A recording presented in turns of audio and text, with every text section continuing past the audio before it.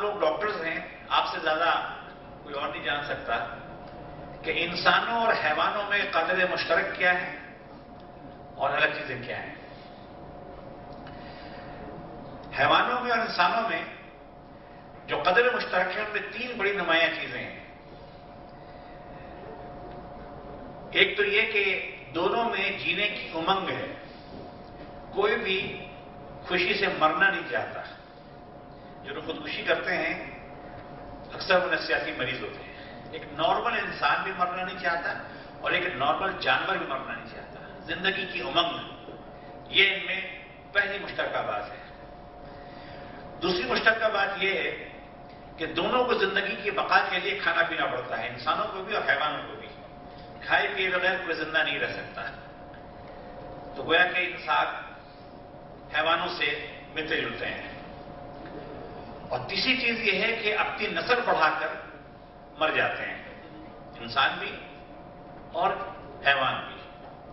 یہ تین ایسی قدر ہے مشترک ہیں کہ جن کے نتیجے میں ایک تاثر یہ بنتا ہے کہ انسان بھی دراصل ایک قسم کا جانور ہے، ایک قسم کا حیوان ہے، حیوانی جبلت اس کے اندر ہے۔ اور انسان کا امتیاز صرف اتنا ہے کہ اس کی عقل تھوڑی زیادہ ہے، وہ ریزن کی صلاحیت رکھتا ہے، سوال جواب کر سکتا ہے، تھوڑی سفسٹیکیشن ہے، تھوڑا زیادہ اگلے درجے کا ایک بایولوجیکل وجود ہے بایولوجیکل وجود۔ جانور پیچھے رہ گئے، چمپینزی پیچھے رہ گیا جو 4-5 کروڑ سال پہلے، انسان ذرا آگے نکل گیا۔ دراصل سب ایک ہی ہیں، سب حیوان ہیں۔ مادی اشیاء میں سے ایک مادی شے انسان بھی ہے۔ یہ صرف علمی بات نہیں ہے کہ ہاں ایسا شاید ہے، اس کے نفسیاتی، اخلاقی اور عملی اثرات ہوتے ہیں۔ چنانچہ آج کی دنیا کی بھاری تعداد جانور ہی بن کے زندگی گزار رہی ہے، بہتر جانور جو کھانے پینے کا سامان اچھے انداز میں کرتی ہے، نئی نئی چیزیں، نئی نئی ڈشیں پکا دیتی ہے وہی مخلوق جانوروں جیسی، اپنے بچوں کو اچھی طریقے سے ریز کرتے ہیں اور اپنے جینے کے لیے طرح طرح کی دوائیں اور علاج ڈھونڈ لیتے ہیں۔ جانور نہیں ڈھونڈ پاتے، وہ بیچارے جو جڑی بوٹی کھا کر چاٹ کر ٹھیک ہو جایا کرتے تھے ہزاروں سال پہلے، آج بھی ویسے ہی ہیں۔ جبکہ انسان نے طرح طرح کی ادویات اور طریقہ علاج دریافت کر لیے ہیں، اور ہم نے تو سنا ہے کہ 50 سال بعد آج کے علاج کے سارے طریقے آبسلیٹ ہو جائیں گے۔ نہ یہ دوائیں ہوں گی، نہ اس طرح کے آپریشنز ہوں گے، نہ اس طرح سے شفا یابی کے طریقے ہوں گے، بالکل کوئی نئی سائنس، نئی تھیوریز آ چکی ہوں گی۔ اور یہ بعید نہیں ہے، 50 سال بھی شاید زیادہ ہے۔ دنیا جس تیزی سے تبدیل ہو رہی ہے، شاید اس سے بہت پہلے یہ کام ہو جائے۔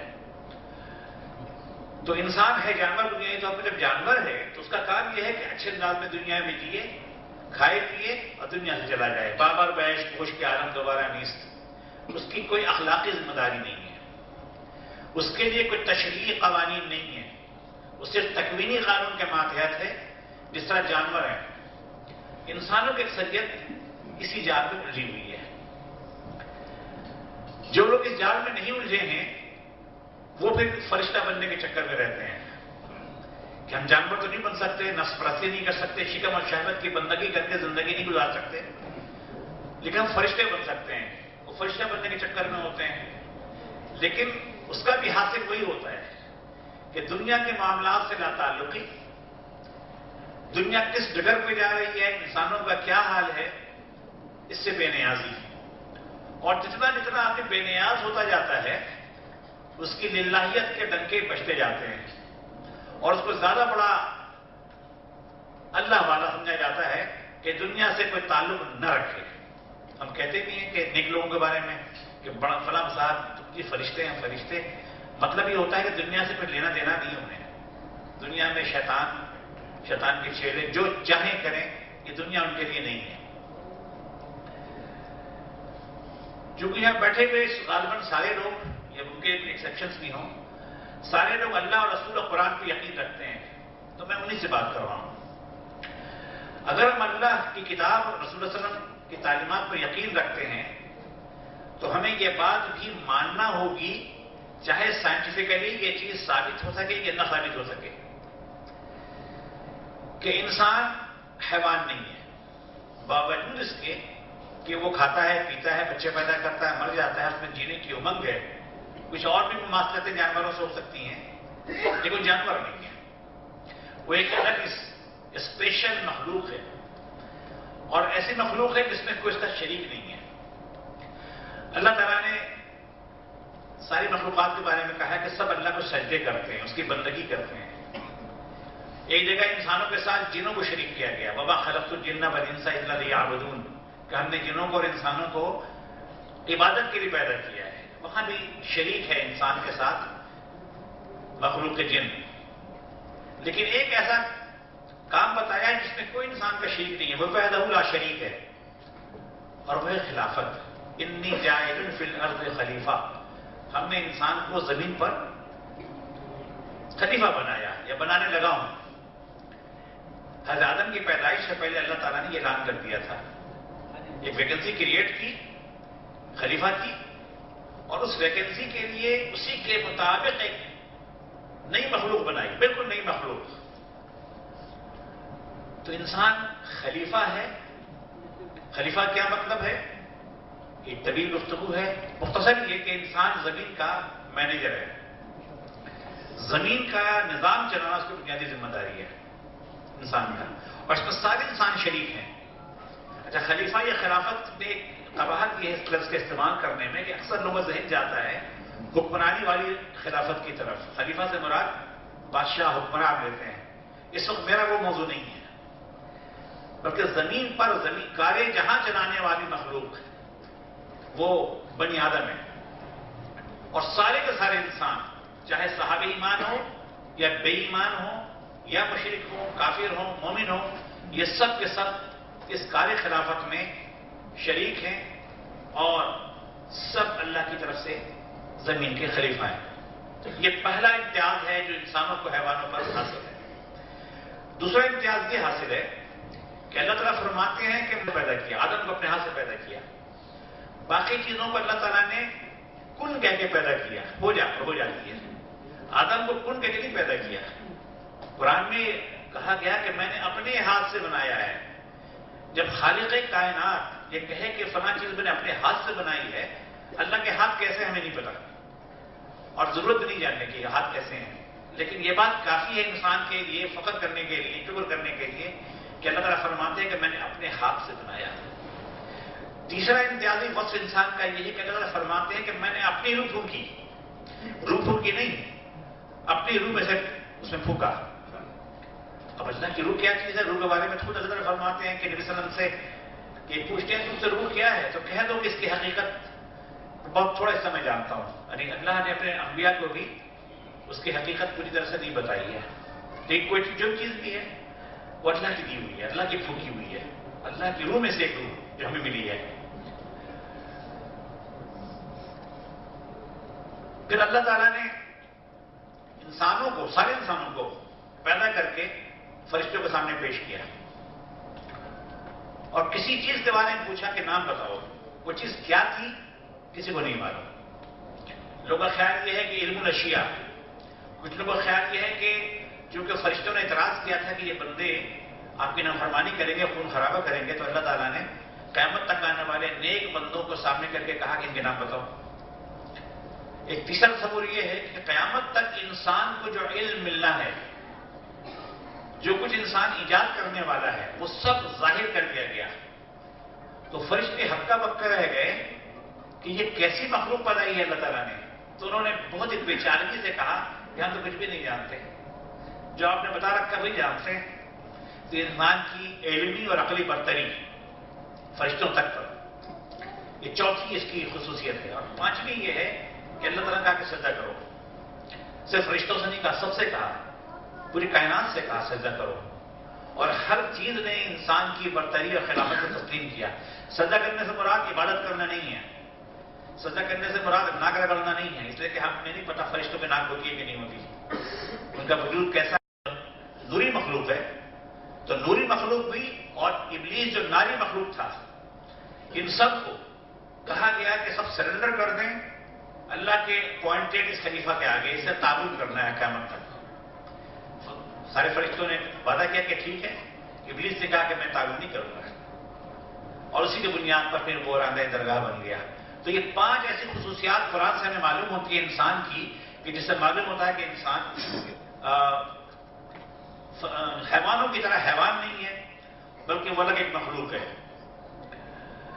لیکن جیسا کہ میں نے عرض کیا کہ انسان کی بدقسمتی یہ ہے کہ اکثریت تو شیطان کے جال میں پھنس کر اپنے آپ کو جانور ہی سمجھنے لگی ہے، اور جانوروں کی زندگی پوری دنیا میں گزار رہی ہے. شکم اور شہوت کی بندگی اور پرستی، میکسیمائزیشن آف پلیجر، مسرت کی انتہا کر دینا، زیادہ سے زیادہ خوشیاں، مسرتیں، دنیاوی مادی مسرتیں. اور جو تھوڑی سی تعداد بچ گئی ہے اس جال میں آنے سے، اس کو پھر شیطان لگاتا ہے، نیکی کے پھندے میں ڈالتا ہے کہ تم فرشتے بنو. فرشتے، وہ فرشتے کہ جنہوں نے سجدہ کیا تھا، یعنی جس کے آپ مسجود ہیں، جو آپ کا ساجد ہے، ویسا بننے کی کوشش کریں. تو یہ ڈیموشن ہے کہ پروموشن ہے؟ لیکن انسان اس پہ خوش ہوتا ہے، اور ہم بھی اس کی تائید کرتے ہیں کہ چلو یہ فرشتہ بن گیا، انسان سے ہٹ گیا. کسی شاعر نے کہا ہے فرشتے سے بہتر ہے انسان بننا، مگر اس میں پڑتی ہے محنت زیادہ. انسان بننا بہت مشکل کام ہے، لہذا ہم آسان راستہ ڈھونڈتے ہیں. سب سے آسان تو جانور بننا ہے، اس سے تھوڑا مشکل فرشتہ بننا ہے. لیکن انسان بننا بہت مشکل کام ہے، اس لیے ہم انسان بننا نہیں چاہتے. لیکن اللہ کا دین جو ہے، قرآن پاک اور اللہ کے نبی صلی اللہ علیہ وسلم، یہ ہمیں انسان بنانے کے لیے آئے تھے.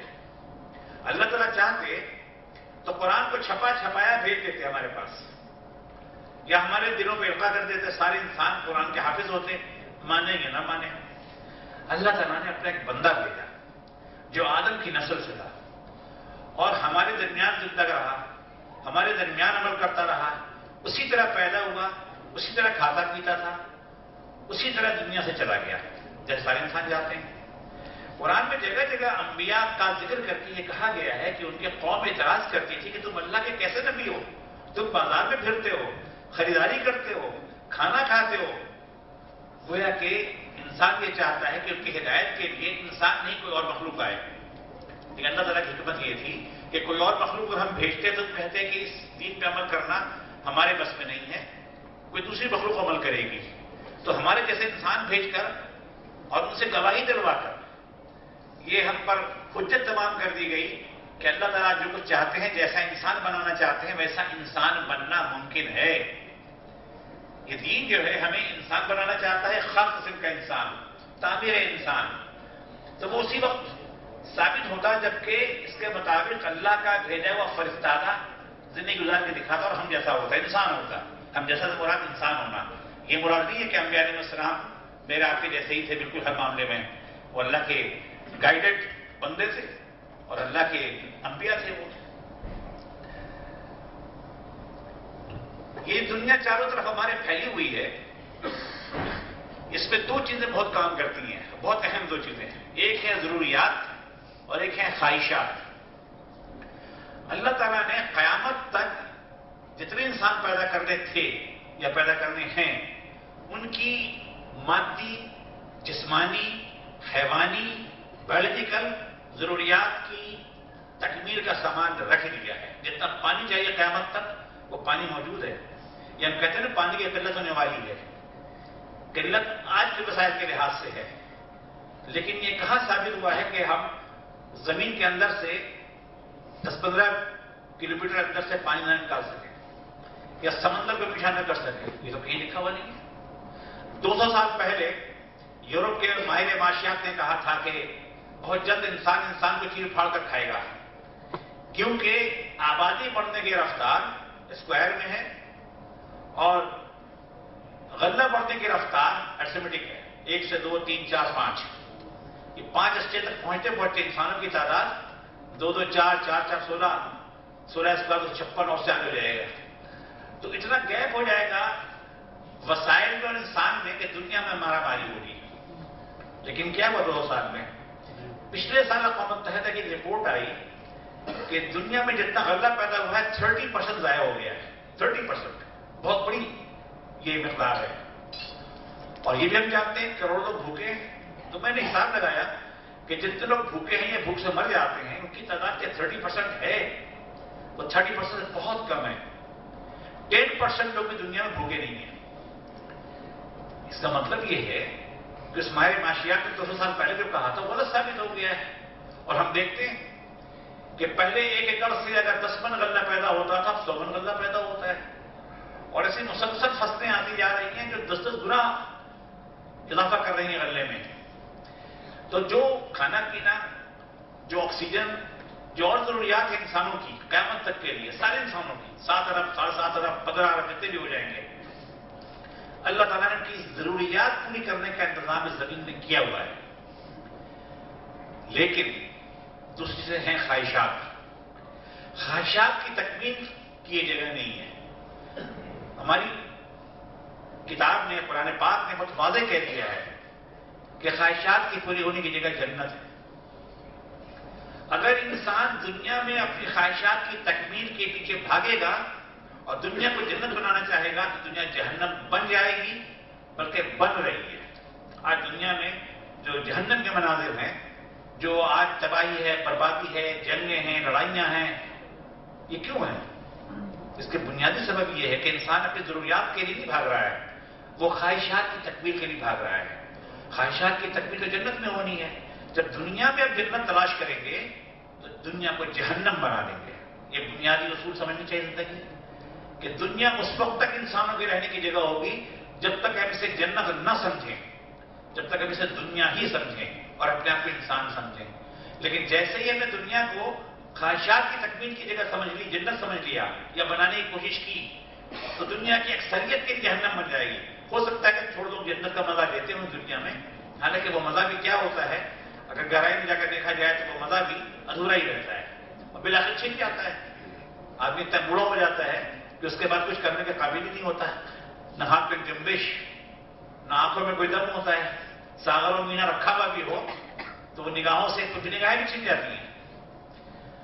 تو اس لیے دنیا کے جو مسائل ہیں اس کا سبب یہ ہے کہ انسانوں کو سمجھایا جائے نمبر 1 کہ تم انسان ہو، نہ تو حیوان ہو نہ فرشتہ بننے کی ضرورت ہے. انسان بن کے زندگی گزاریے. اور انسان کیسا ہونا چاہیے یہ بات اللہ تعالیٰ نے اپنی کتاب میں اور اپنے رسول صلی اللہ علیہ وسلم کے ذریعے سے بہت واضح طور سے بتا دیا ہے. اللہ تعالیٰ کو ایک خاص قسم کا انسان چاہیے. وہ خاص قسم کا انسان کیا ہے؟ آپ قرآن کو صرف اس سوال کا سامنے رکھ کے پڑھیں گے تو جب قرآن مکمل کریں گے تو کم از کم 1 صفحہ کا بھرا ہوا ہوگا جس میں لکھے ہوں گے 10-15 پوائنٹس کہ انسان کو ایسا اور ایسا ایسا ہونا چاہیے. اسی طرح سے دوسرا مطالبہ دین کا یہ ہے کہ وہ خاص قسم کے انسان بنانے والا جہان بھی بنایا جائے. خاص قسم کا جہان، وہ جہان کہ جو جنت تو نہ ہو لیکن انسانوں کے لیے رہنے کے قابل ہو، جو زمین پر انسانوں کو وہ آزادی دے سکے کہ وہ اپنی مرضی سے اپنے ایمان یا کفر کا فیصلہ کر سکے. دیکھیے اللہ تعالیٰ نے اپنے بندوں کو اس دنیا میں بڑی آزادی دی ہے. بغاوت کی آزادی، اپنے انکار کی آزادی. یہ آزادی بھی دی ہے کہ تم اپنے آپ کو خدا کہنا چاہو تو اپنے آپ کو خدا کہہ دو، کوئی حرج نہیں ہے. بس ایک چیز نہیں دی ہے کہ یہ سب آزادیاں آپ کی ذاتی ہیں. کسی دوسرے شخص کو آپ مجبور نہیں کر سکتے کہ وہ خالق کا انکار کرے یا خالق کے ساتھ شرک کرے یا خالق کے دیے ہوئے نظام میں خلل پیدا کرے. اس کی اجازت نہیں ہے. انڈیویجولشپ میں ذاتی زندگی کے دائرے میں پوری آزادی ہے اور اس آزادی کا تحفظ پوری تاریخ بتاتی ہے کہ سب سے زیادہ اگر کسی نے کیا ہے تو مسلمانوں نے کیا ہے. آج دنیا میں چونکہ ایک منفی پروپیگنڈے کا طوفان ہے تو صرف مغرب ہی نہیں سمجھتا، کچھ ہمارے لوگ بھی سمجھتے ہیں اور بعض کلم نویس لکھتے ہیں اور بعض ٹی وی اینکرز چیخ کر ٹی وی میں بات کرتے ہیں، مسلمانوں کو شرمندہ کرتے ہیں کہ تمہارے پاس جنگوں کے سوا ہے کیا. پوری تاریخ گواہ ہے کہ مسلمانوں نے اقلیتوں کو، مذہبی اقلیتوں کو جو آزادی دی ہے، جو احترام دیا ہے، جو تحفظ دیا ہے اور ان کے معبدوں کو، ان کی عبادت گاہوں کو اور ان کی محترم ہستیوں کو جو تحفظ دیا ہے وہ کسی نے نہیں دیا. ہماری مقدس ہستیوں کی توہین کی جاتی ہے کہ خاکے اور کارٹون بنائے جاتے ہیں. مسلمانوں کی تاریخ سے خالی ہے. مسلمانوں نے کسی کی توہین نہیں کی ہے. چلے بنی اسرائیل اور عیسائیوں کے محترم لوگ ہمارے بھی محترم ہیں، عیسیٰ علیہ السلام، موسیٰ علیہ السلام، ابراہیم علیہ السلام وغیرہ، ہندوؤں کے تو نہیں ہے نا، بدھ مذہب کے ماننے والے نہیں ہیں. لیکن مسلمانوں نے کبھی گوتم بدھ کی توہین نہیں کی، رام اور کرشن کی توہین نہیں کی ہے، کبھی نہیں کی. مسلمانوں کے سرخت میں نہیں ہے، اس لیے قرآن نے منع کیا ہے اس سے. لیکن تاثر یہ ہے کہ مسلمان تو بہت ہی کمزرف ہوتے ہیں، ان کے اندر ٹالرنس نہیں ہے، یہ ٹالریٹ نہیں کر سکتے چیزوں کو. اور ٹالریٹ کا مطلب یہ ہے کہ آپ کی تردید ہم کریں، آپ کو کچھوکے دیں اور آپ صبر کریں، یہ مراد ہے اس سے. تو یہ ساری صورتحال کیسے بدلے گی؟ یہ وہ سوال ہے جو ہم سب کو سوچنا چاہیے. یہ اس وقت بدلے گی کہ ہم انفرادی حیثیت میں، خاندانی حیثیت میں، معاشرتی طور پر، سماجی، سوشلی، پولیٹیکلی، اور ایک نظام کی صورت میں دنیا کے سامنے وہ نمونہ رکھ دیں کہ جس کو دیکھنے کے لیے دنیا خود لپکے اور آئے اور کہے کہ ہاں یہ مختلف لوگ ہیں، یہ مختلف معاشرہ ہے، یہ مختلف نظام ہے، ان کے یہاں جسٹس ہے، عدل ہے، احسان ہے، برابری ہے، آزادی ہے. آزادی کا صحیح مفہوم وہ ہے جو یہ دیتے ہیں، برابری وہ ہے جو یہ دیتے ہیں.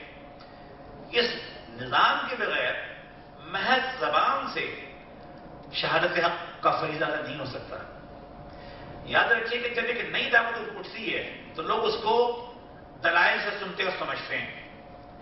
لیکن ایسی دعوت جو صدیوں سے چلی آ رہی ہے اور جس کے ماننے والے دنیا میں 2.25 ارب انسان ہیں، واقعی ہیں کہ نہیں ہے لیکن مغرب کہتا ہے کہ ہیں، تو یہ 2.25 ارب انسان جب کسی نظریے کو، کسی نظام کو ماننے والے اور نام لینے والے ہوں تو دنیا کہتی ہے کہ اس کا مظہر دکھاؤ.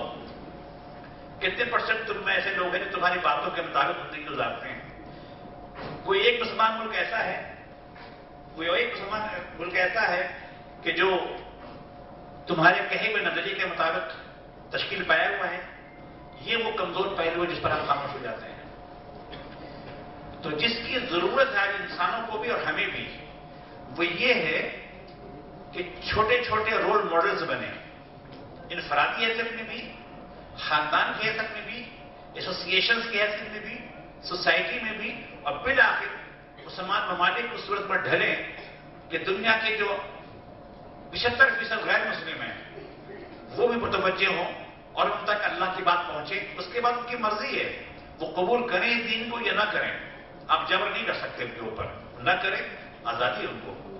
لیکن یہ نہیں ہونا چاہیے کہ ہم غلط پکچر پیش کر کے، غلط نقشہ دکھا کر کے اس دعوت کو ہی دھندلا دیں اور کل قیامت میں ساری دنیا یہ کہے کہ اے اللہ، آپ کے بندے جن کے آپ نے سپرد کر رکھا تھا اپنا پیغام، وہ تو اس کیریکٹر کے تھے.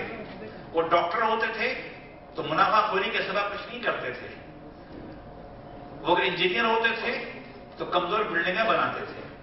وہ اگر پولیٹیشین ہوتے تھے تو اپنی ہی قوم کو لوٹتے کھسوٹتے تھے. وہ اگر جرنیل ہوتے تھے تو دشمن سے پیسے کھا کر اپنے قوم سے غداری کرتے تھے. وہ اگر قلم چلانے والے ہوتے تھے تو قلم کا سودا کرتے تھے. آپ نے کس طرح کے لوگوں کے سپرد ہم تک بات پہنچانا فرض کر دیا تھا. ہو سکتا ہے کہ اللہ تعالیٰ ان پر رحم کرے کہ ان کا استعداد، ان کا نو اس وجہ سے تھا کہ ان تک بات غلط طریقے سے پہنچی ہے. لیکن جن کے ذریعے جو میسنجر تھے، ہم سب میسنجر ہیں. قرآن میں کہا گیا ہے تاکہ یہ تم پر گواہ ہو، تم ان پر گواہ ہو اور یہ لوگوں پہ گواہ ہو. تم سے مراد نبی صلی اللہ علیہ وسلم، ان سے کہا گیا ہے کہ تم ان پر، مسلمانوں پر گواہ ہو، دین کی گواہی دو، شہادت دو، اور پھر یہ گواہ انسانوں پر، باقی انسانوں کو پہنچانے کی ذمہ داری ہے، کیونکہ اب قیامت تک انبیاء نہیں آنے، کتاب نہیں آنی. ڈاکٹری کا فریضہ میرا خیال ہے کہ ان مقدس فرائض میں سے ہے ایک ڈاکٹری اور ایک تدریس، کہ جس میں ہوتا یہ ہے کہ آپ اپنا مال پیسے لے کر بیچتے ہیں.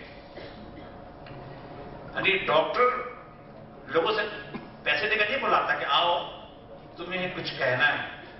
استاد پیسے لے کر اسٹوڈنٹس کو نہیں بلاتا کہ مجھے کوئی ذہن سازی کرنی ہے تو میری بات سنو، بلکہ ان سے پیسے لیتے ہیں. آپ پیسے لیتے ہیں، انہیں صحت دیتے ہیں یا دینے کی کوشش کرتے ہیں، ذریعہ بنتے ہیں.